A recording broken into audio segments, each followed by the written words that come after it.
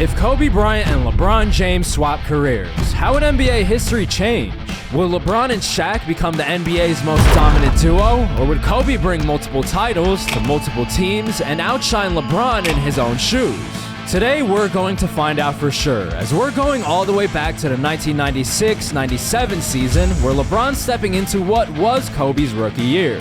Now as the newest member of the Los Angeles Lakers, over 2 decades before it happened in real life, putting on a show fitting for Hollywood as the NBA's Rookie of the Year, and fitting in as the perfect sidekick to Shaquille O'Neal, who thanks to an MVP season of his own would lead the Lakers to the NBA Finals in just LeBron's rookie year.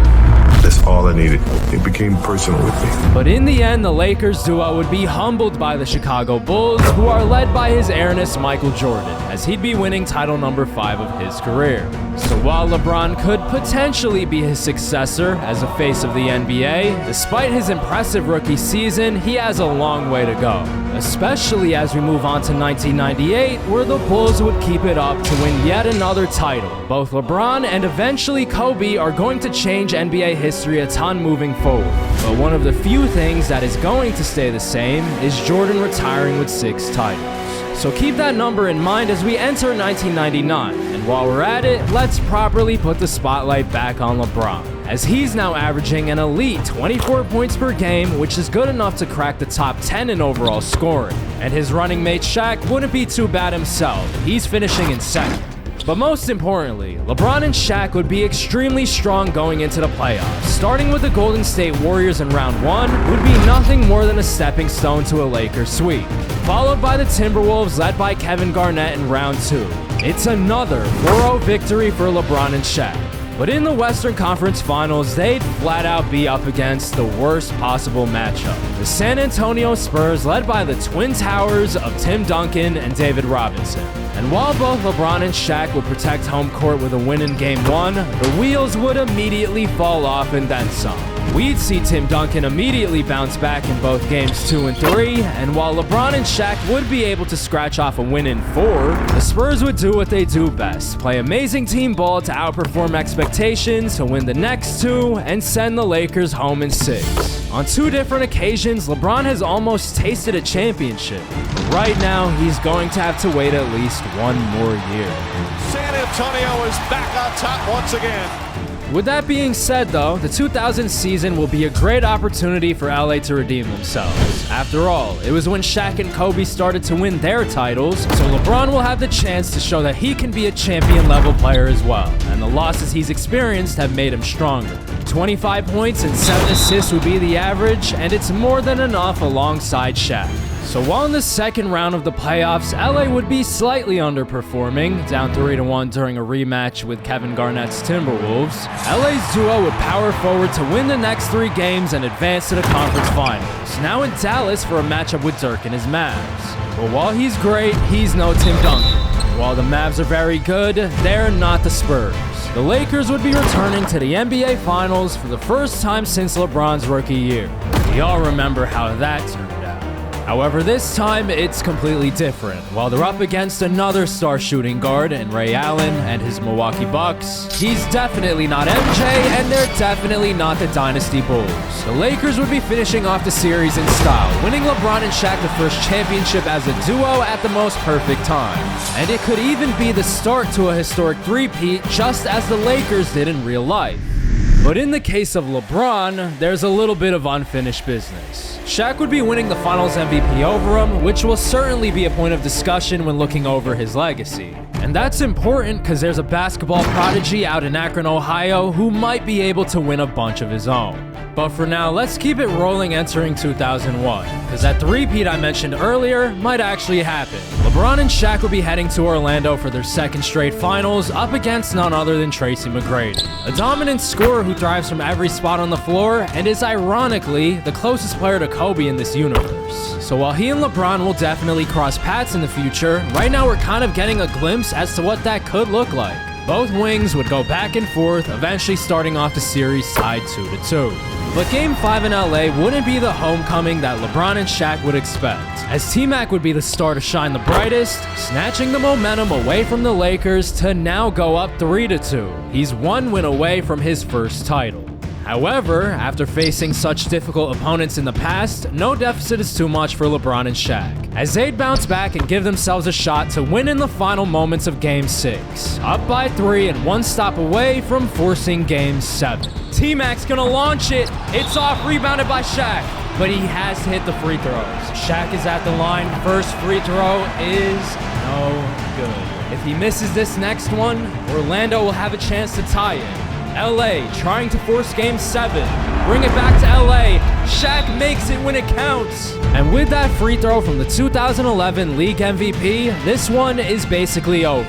Because even with Orlando going all out, it's still a 4-point game with just seconds left to play. Good defense by Rick Fox. Rebounded by, oh my God, Grant Hill. It's 0.2 seconds left. It's over. Which means that LeBron, Shaq, and the Lakers are barely surviving, and they're heading back home for Game 7. That Shaq free throw was huge. And thankfully for them, they'd play the season's final game at home. Despite the challenges they faced to get to this point, in 48 minutes, they could be champions. But the conclusion to the 2001 season wouldn't be so simple. With the game so close again, we might actually need more than those 48 minutes. They pass it down to Shaq in the lane, the double team. He's wow!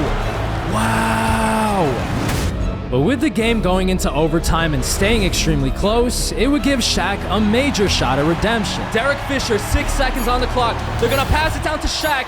The ultimate redemption. It rolls in! So the only box left to check for LA would be for the other half of the duo to seal the deal in double overtime. As with 17.9 seconds left on the clock and LA down by 1, number 8 would have the chance to end this roller coaster of a game, roller coaster of a series, and roller coaster of a year with a championship. Let's see, LA, what do you have in store? Will Shaq have another roller coaster final possession? Will LeBron take the shot? Will they go to a pick and roll? It looks like it. 10 seconds on the clock. Shaq does not set the screen. They're gonna pass it down to him. The double comes out to LeBron for the win! The championship! 2.1 left. No timeouts left for Orlando. For the championship. No good. And just like that, both LeBron and Shaq have came through in the most important game of their lives, with LA securing their second straight title. And while LeBron's still waiting on that Finals MVP, you already know that he's not complaining. With such a difficult series behind them, anything in comparison is going to be easy. And as we enter 2002, the Lakers would be back in their third straight finals. But to get to the point, the Indiana Pacers team in their way of a title really has no business being here. The face of their franchise, Reggie Miller, is 35 years old and on the back end of his prime. So it goes without saying that LeBron and Shaq would dominate again. And while it's an easier path to a title this time, it's definitely not making their achievement any less sweeter, as they've completed the first three-peat since the Bulls did it with Jordan back in the 90s. Put your 2 hands up like that. Can you do it? It looks slightly different, but history's repeated itself. But can that same history change in the 2003 season with a Laker four-peat? Right now it's unclear, but what is changing for sure is LeBron cementing himself as the face of the team, as he's now averaging 31-8-8 to just barely win the league MVP over Shaq. And considering that Kobe's just 1 year away from the NBA, LeBron's hitting his peak at the best possible time. But on the other end, it can't be easy going from a 3-time Finals MVP to sidekick in a blink of an eye. And the question is, will Shaq be able to accept his new role? Such uncertainty would be coming at the worst possible time, as the Lakers wouldn't be cruising to the finals as they have in the past couple years, as they'd be back in San Antonio for a rematch with Tim Duncan and his Spurs, who recently added 2 more future Hall of Famers in Manu Ginobili plus Tony Parker. So with the Lakers team chemistry in question and the Spurs now having a new big 3, they'd be launching floaters, Euro-stepping, and bank shotting their way to go up 3-0 in the series, absolutely destroying any momentum the Lakers might have had. And that's not to mention a serious hit to team chemistry. But what the Lakers do have is the MVP, and he's the best person available to make a generational comeback. So LeBron would put the team on his back, winning Game 4 to make it 3-1. Game 5 to close it in at 3-2, and Game 6 to tie it up. Now on the brink of the league's greatest comeback ever. You have have no idea how good Tim Duncan was. Oh my God. But in the end, the big fundamental would be sending the Lakers home in their own gym. Not only ending LA's bid for a comeback, but also using it as momentum to eventually win the title a few weeks later. And it's safe to say the chemistry between LeBron and Shaq will never be the same. With the first pick in the 2003 NBA Draft, the Cleveland Cavaliers select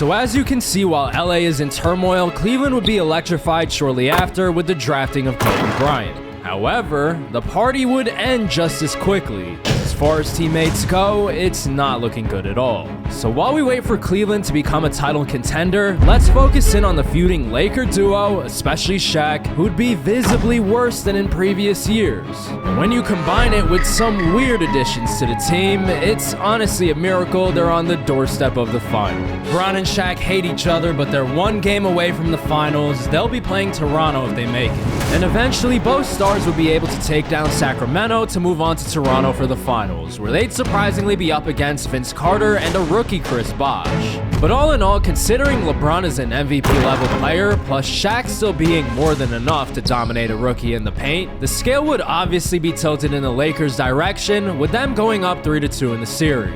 And in Game 6 on the road, despite it being close, LeBron would break out a brand new signature move, which would basically sum up the finals in one play. Who knows? The 2K logic, it's an adventure. LeBron just spun right through the defender, the kick out to Gary Payton. LeBron just spun and phased through, he went through Jalen Rose. And as you can see by the right side of the screen, where Chris Bosh thinks he's teammates with LeBron, the Lakers are winning their 4th title. But with this title, there would be a catch. LeBron would be winning his first finals MVP, but Shaq would be nowhere to be found. His intentions are clear, and he wants out of LA. Because in the 2005 season, Shaq would demand a trade to Miami in his search to be the face of a team again. But while that's not going to happen, as Miami already has a star in their hands, the main thing we gotta focus on is how much worse the Lakers got, as they're dropping all the way to a 42-40 record on the year, which is absolutely abysmal for a team that just won the title. Not even being enough to make it into the postseason. Okay, the Lakers were the 9th seed, they missed the playoffs by 1 game. But on the other end, Kobe would be leaving here with something, as the Cavs would win 43 games, which would be enough to get them into the eastern side of the bracket. And while he's not winning the title yet, he's at least walking away with a first-round victory over the Pacers under his belt. So while that would be the only postseason win he would have for the year, on paper, he had a better season than LeBron. And while we're on the topic of LeBron, since he's not running the West, Steve Nash's Suns would win the 2005 title. And when we move on to 2006, we would see a very familiar face win number 4. That being Tim Duncan and his Spurs yet again. As you can see, the Lakers are nowhere close to title contention. And if we look at the teammates around LeBron, it's really no surprise. This man was a bona fide scrub. So with the Lakers in serious trouble, it would give none other than Kobe Bryant a massive opportunity to take over the NBA and take over LeBron's spot as the face of the league. Because despite LeBron being the one to win MVP for the year, he wouldn't be able to carry the Lakers by himself in the playoffs, as he'd be matched up with former rival Tracy McGrady, Yao Ming, and the Houston Rockets in the first round. And as you can see by the fact that they're down 3-2 in the series and they're about to lose in Game 6, this one didn't go so well. T-Mac, he's about to pass it down to Yao in the post. Yao with the hook shot, and this one is over. LA's nightmare, it's going to continue. So in the end, T-Mac has gotten his revenge for the 2001 finals. And despite changing his number, LeBron's season is ending similarly to the last couple years, with an early playoff exit. But as far as Kobe goes, who is a runner-up for the MVP at 32 points per game, he would make it past New Jersey, the Washington Wizards, and Detroit Pistons to make it all the way to his first finals. And as far as those finals go against the Houston Rockets, let's just say T-Mac's a bit unlucky, as Kobe would be sealing the deal to win his first title of what's going to be many, while in the process carrying what some say is a relatively average roster all the way. So now that he's got the ball rolling, how many titles will he win before we hit the modern day? Will it be more than LeBron's? There's only one way to find out, starting with the 2008 season, where LeBron would request a trade to the Chicago Bulls. But fortunately for Laker fans worldwide, that specific trade wouldn't happen. Instead, they would be making a much smarter decision, as they would be trading for Pau Gasol, a future Hall of Famer in his own right, and one of the best power forwards of the 2000s. So it's safe to say the Lakers are contenders again off the strength of their new dynamic duo. But out east, we'd be seeing a different style to winning, as the defending champs would go as Kobe goes, with him taking by far the most shots out of anyone in the entire league. In the end, averaging over 35 points per game to win his first MVP. So which style is actually better, LA's dynamic duo or Cleveland's one-man army? We'd find out soon enough, as the #1 seeded Lakers and the reigning champs would be meeting in the NBA Finals, with Kobe and LeBron competing for the Larry O'Brien Trophy for the first of what could be multiple times. But not only is a championship at stake, but the title for best player in the league. Right now, it's LeBron James. Let me say this. I know Kobe's going to lead his team to victory, and to me, LeBron still just leads the league in showboating. But unfortunately for Skip Bayless, that showboating would lead LA to a win in Game 1. However, the Staples Center is comfortable ground for Kobe, and he would bounce back immediately to tie it up in Game 2. And when the series shifted to Cleveland, it wouldn't be much different. LeBron would take Game 3, followed by Kobe, who'd tie it up again at 2 apiece. The 2008 Finals is now at a standstill, but one team eventually has to pull away. And in Game 5 back in LA, the man who's donned the purple and gold for over a decade now would shine the brightest, as LeBron James would dominate, giving the Lakers a 3-2 lead, now being on the doorstep of title number 5. And we also have to mention that he's on the brink of handing Kobe his first finals loss. But you already know that the Black Mamba isn't going home so easily, and that he'll do anything to extend the series. Because if we look into the final minute of Game 6, both teams would be separated by just 4 points. And considering that the Cavaliers have the ball here, he'll have a chance to provide the spark that'll get his squad into a Game 7. Here we go, Kobe with the ball. Kobe with the pull-up at the elbow. He cuts it down to 2. 56 seconds left to play. Varejao is guarding LeBron. Yeah, it goes as well as, why is he on LeBron? Okay, very weird. Kobe with the ball behind the back. The spin move on Vujicic. Also, questionable decision to have him on Kobe, but hey, the 2K logic, we're gonna roll with it. Varejao is still on LeBron. The Euro step. Both LeBron and Kobe are going right at each other, indirectly, because they're not guarding each other, but you know what I mean. Kobe's now trying to get something going. He passes it out to Zerbiak. Kobe almost gets the offensive board, and the ball finds LeBron. He's going to shoot some free throws. And in the end, after those LeBron free throws, this one would be over. The Lakers are winning their 5th title since he was drafted, and it just so happens to be his first without Shaq. But on the other end, where does Kobe go from here? As we just saw, he really can't count on his teammates.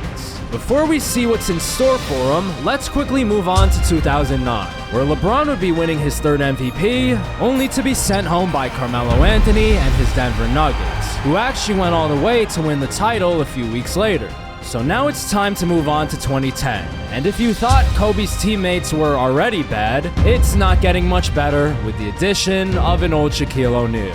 And that's important to note because Kobe is by far the best person to prevent LeBron from winning a title. But with the Cavs squad not improving over time, while LBJ now has a legit co-star, the 2010 season would be ruled by the Lakers, who'd go into Boston for the finals and prevent all of KG, Pierce, and Rondo from winning their first chips. LeBron James now has 6 titles in Kobe's shoes.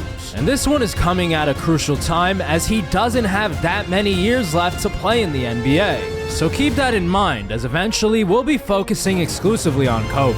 But as we enter 2011, the spotlight would be on him anyways, as he's about to make a decision that'll change the NBA forever. Player trophy of the NBA Finals.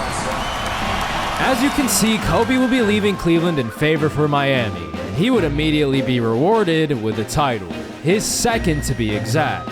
And it's also worth mentioning that for those 2 championships, Kobe was able to do what LeBron couldn't. LeBron's first go-around with Cleveland in real life resulted in a finals loss, and his first season with the Heat was more of the same. In some ways, Kobe's way farther ahead. But But how many more championships can he win in his final 3 years with the team? Well, for his second year, 2012 to be exact, it wouldn't be off to a hot start. As in the conference finals, the Miami Heat would be down 3-0 to Derrick Rose's Chicago Bulls. And unfortunately for Kobe, the series wouldn't last much longer than that. He's not wasting any time. That's it. That's a sweep. Kobe just got swept. So just like that, Kobe's been sent home. And like I said earlier, he's the best opponent to stop LeBron from winning more chips. Which would be extremely notable, as the 2012 NBA Finals would be between the Lakers and the Bulls. And while both players would go dunk for dunk to eventually tie the series at 3-3 with a Game 7 on the way, in that Game 7, it would be the LeBron show, and he's walking away with championship number 7. His second of which since Pau Gasol joined the team, while Shaq was never able to win a title without him. And as the cherry on top, he's passing up Jordan's 6 championships. But while LeBron's legacy is one of the best ever, it might be too early to crown him as the greatest of all time. His resume isn't perfect, and I'll explain exactly what that means later on. But to focus on the present, LeBron's averages are down to 26, 7, and 7, which are obviously still elite averages, but are pretty far off from his MVP days. So as you can probably guess, the final act to his career is going to be a roller coaster. The Lakers would add former champion Steve Nash, as well as Dwight Howard to the squad, but in real life this was a failed super team. However, in this reality, they're actually really good and make it all the way to the finals. But on the other end, it's Kobe and his Heat. He would lead his team to a 3-1 lead over LeBron, and as the cherry on top, LBJ's most important teammate wouldn't really be at his best. They're gonna pass it down to Dwight in the paint, being guarded by Mike Miller. There's no way he messed that up. He actually did mess it up. He got the wow, that is the worst post-up I have ever seen. So after that Dwight-mare, Kobe would be awarded with championship number 3. While he does have some work to do to catch up to LeBron, it's not totally impossible. Especially because this would be the last notable postseason appearance the King would play in. Because entering 2014, the Lakers' newest addition would be Swaggy P. I'm the star. I am Swaggy P. So while the Lakers will be very entertaining, they won't be that good. And it would be reflected in their record, as they'd only win 44 games to barely squeak into the playoffs as a 7th seed. But in the meantime, the Heat wouldn't miss a beat. All 3 of Kobe, Wade, and Bosh would be averaging at least 20, and with 2 titles already under their belt, no matter what, their stint together is definitely a success, as they would fly past Philly, New York, and get the revenge on Chicago in the Eastern Conference Finals to return to the actual finals up against the Houston Rockets. But before unveiling the results of these finals, it is worth mentioning that while LeBron is still really good, a few weeks earlier he lost to the Spurs again. Although this time it's not Tim Duncan causing him problems, rather it's Kawhi Leonard. LeBron's prime is coming to an end, which means that right now it's Kobe's league, as he'd protect home court in the first 2 games of the finals, take a 2-0 lead. And while James Harden would bounce back to take 2 games, we would see the Dwight-mare part 2. And that would ultimately be it for the series. Kobe would win the next 2 games, resulting in his 4th title, and he's closing the door on Miami on the highest of notes, as he won 3 titles with the team, while LeBron in real life only won 2. But while a lot has changed, what is staying the same are the champions the following year. Golden State Warriors are the 2015 NBA champions. But while the eventual champion is the same, the person they beat was completely different. As in this season, Kobe made his return to the Cavs, but he was sent home by the same Pacers team that just lost to Steph. We'll take a deeper dive into the Cavs as a whole in a moment, but for now, let's move on to 2016. We'd be putting the spotlight on King James for the last time, as LeBron James would be playing his final game to close the door on a legendary career that saw him retire with 7 championships, 4 MVPs, and 4 Finals MVPs on his resume. So the question is, do you think he's the greatest of all time? Either way, whatever your answer is, we still have to simulate until the modern day to see where Kobe winds up. And his individual GOAT case might be a little bit stronger, as he's making it to the finals for the first time since he returned to Cleveland. But we wouldn't be getting the classic Warriors-Cavs matchup we had in real life. Instead, it would be the Oklahoma City Thunder, with all eyes on the matchup between Kobe and KD, who each average around 30. Plus, Russ and Kyrie is a legit matchup in its own right. But the issue previously mentioned with the Cavs roster was that it was specifically built for LeBron. And since Kobe's replacing him, the team doesn't actually have a small forward anymore. He's only 6'6" and has to guard the near 7-foot Kevin Durant. So predictably, within a few weeks, the Thunder would be the 2016 champs, and KD would be adding his name to the short list of players who have actually given Kobe problems. I'm trying to count the seconds that he takes to make his moves. I couldn't really figure out that rhythm yet. And it's a good thing that Kobe brought a title to Cleveland back in 07, because as we move on to 2017, we would see Kevin Durant head west to Golden State, and Steph Curry still wind up as the MVP, averaging a stat line where the only conclusion that you can make is that they're the overwhelming title favorites. Insane. So in the end, while Kobe's averaging over 30 himself and we'd get the Warriors-Cavs matchup in the finals, the Dubs would take the first 3 games. While Kobe would follow it up with a win in Game 4, it would just be a formality for Game 5, as the Warriors would close out the series and win the 2017 title. Kobe's second stint with Cleveland has been a bit underwhelming. The Warriors are inevitable and arguably the best team ever, while the Cavs on the other end are about to get much worse in 2018. As Kyrie Irving would be leaving the team in favor for Boston, and considering that it's championship or bust for Kobe at this point, plus the fact that it's his last year with the team, let's just get to the point. It's not Golden State, instead OKC winning another title thanks to Mr. Triple-Double Russell Westbrook, and it would mark the end of the 2018 season and Kobe's second stint with Cleveland. And while it's not all bad, as he's already delivered a championship to the city back in 2007, as he moves on to the LA Lakers in 2019, his championship drought is going to be a little bit longer, as his new supporting cast makes last year's Cavaliers look like the '96 Bulls. Kobe's literally on a meme team filled with young players, horrific outfits, and the weirdest jump shot we may ever see. So obviously this team is nowhere good enough to stop Golden State. But if we flip the page to 2020, not only are they splitting up, but it's a completely different story for the roster. The Lakers would be trading their entire young core for Anthony Davis, now giving Kobe a dominant big man to pair with for the first time. And when you take into account that he's still a 30 points per game scorer, it doesn't matter where they are. The Lakers are championship favorites again, as Kobe would be returning to the NBA Finals in the NBA bubble, now up against the league's second best team, the Milwaukee Bucks. But being the favorites in the NBA Finals is sort of a double-edged sword. Yes, most people believe you're going to win the title in the end, but on the other side, it would serve as motivation, which is especially dangerous in the hands of the league MVP. Kobe and AD would take the first 2 games of the series, and Giannis would immediately bounce back.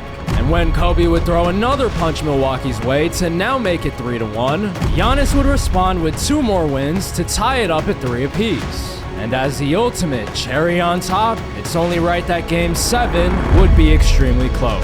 Giannis with the ball being guarded by AD now. AD, 2 spins by Giannis. Fantastic defense by AD in the lane. AD's gonna go coast to coast. AD with the pass down to Kobe, and he dunks it on DiVincenzo. LA takes the lead right back. 57 seconds left. Giannis with the ball on the isolation. AD makes him pick it up. The pass over to DiVincenzo at the top of the key. 48 seconds left. Game 7 of the finals, 2020, the bubble. DiVincenzo pump fakes a pull-up. The pass down to Giannis in the lane.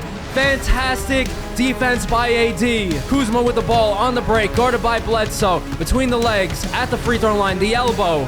Looks like he's gonna feed Kobe. Kobe's gonna shoot it over DiVincenzo. It's off. 25 seconds left for Milwaukee. A chance to take the lead. Bledsoe with the ball. Giannis in the lane. Giannis has Rondo on him. Bledsoe, he's doing something. He's gonna try to be a hero. It's off. Rebounded by Kuzma. Rondo with the ball, and he's fouled. LA has a 1-point lead. Rondo at the line for 2 shots, with a chance to make it a 3-point game. He's about 60-something% from the line, though, usually. Does make the first free throw. Second free throw, potentially for the championship. It's up and it's in. Milwaukee's gonna call a timeout. LA is presumably 1 stop away from a title, but they have to get a stop here. Wow. I could not, I don't even know what to say. So in the end, Kobe would be winning championship number 5. And while this year's Finals MVP is actually going to AD, this title guarantees a special back end to his career. However, before we see how it ends, let's just look back at how different NBA history looks as a whole. We saw LeBron start hot as a rookie, only to fall short to Jordan and Tim Duncan, eventually bouncing back with 4 championships alongside Shaq. And shortly after that, we'd see both he and Kobe form a rivalry where they'd win a bunch of titles throughout the late 2000s and early 2010s. And while Kobe did struggle in his return to Cleveland, he's finishing off his career with a title in the bubble. And if we fast forward to 2023, championship number 6, with the Finals MVP as a cherry on top. So the final totals between both he and LeBron are as follows. King James has 7 championships to Kobe's 6, but interestingly, the Black Mamba has more Finals MVPs with 5 to LeBron's 4. So the question is, who had the better career in the other's shoes? One thing that we can all agree on is that they both became legends for a second time. But what if we swap the careers of 2 more legends, that being Steph Curry and Kyrie Irving? How would NBA history change if these 2 rivals switch places? To find out the answer to that question, click the video on the screen.